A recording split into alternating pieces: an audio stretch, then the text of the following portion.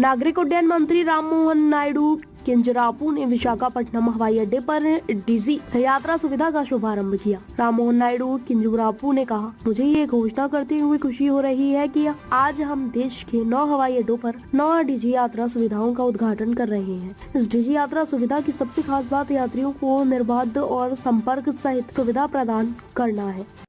And I'm very happy to announce that today we are inaugurating 9 Digi Yatra facilities in 9 airports in the country.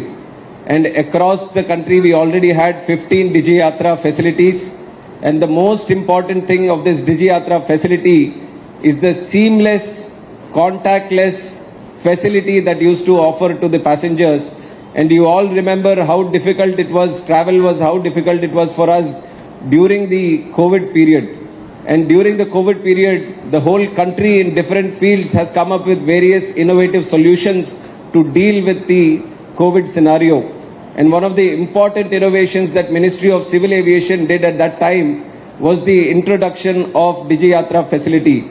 And the most important process of the Digi Yatra facility is all the information, important information of yours gets stored on your phone.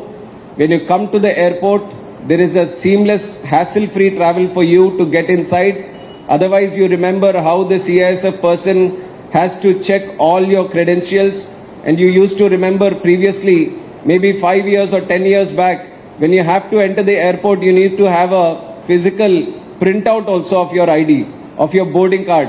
But today, with the help of technology, we have gone paperless also. We are using the technology in your mobile phones and the app, Digi Yatra app to facilitate you to enter the airport. So this has been a revolutionary technology intervention in the civil aviation, especially at the airports, and the people have also accepted it.